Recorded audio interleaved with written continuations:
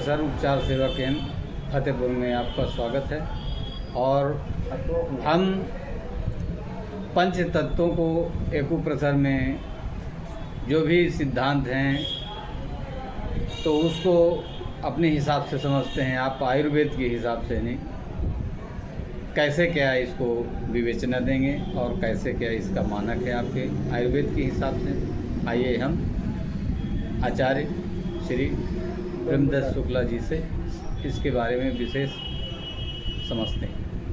हर हर महादेव बंधुओं, जो पंच तत्व की बात की जाती है तो क्षिति जल पाव गगन समीरा पंच तत्व से यह रचित शरीर। ये शरीर नहीं, चाहे जल चेतन हो चाहे जीव चेतन हो, सभी जगह पांच तत्व ही विद्यमान हैं। और पांचों तत्वों का जब तक समावेश नहीं होगा तब तक किसी का निर्माण नहीं हो सकता है।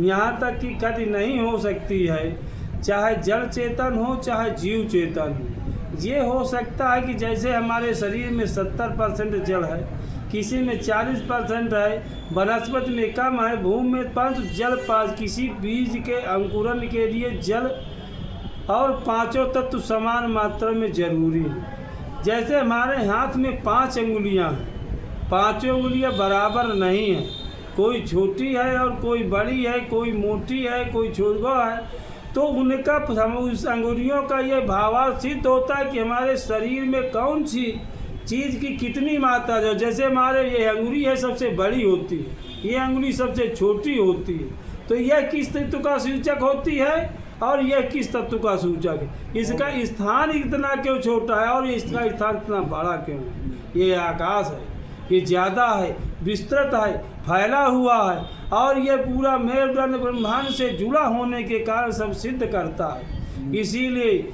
हमारे शरीर में भी 5 भागों में बांट दिया जाए। गांठों से नीचे का भाग पृथ्वी हो जाए, गांठों से ऊपर का भाग हो जाए, कमर तक का जल हो जाएगा, कमर से उधर तक वहाँ चला जाएंगे तो वायु अग्नि हो जाएगी, अग्नि से ऊपर आ जाएंगे तो हृदय पसलियों में और छाती में यहाँ अग्नि का वायु का भाग हो जाएगा, और गले से कंठ से ऊपर का भाग आकाश कहा जाएगा। इन भागों में अगर कोई रोग होता है तो उसकी प्रधानता अवश्य होगी।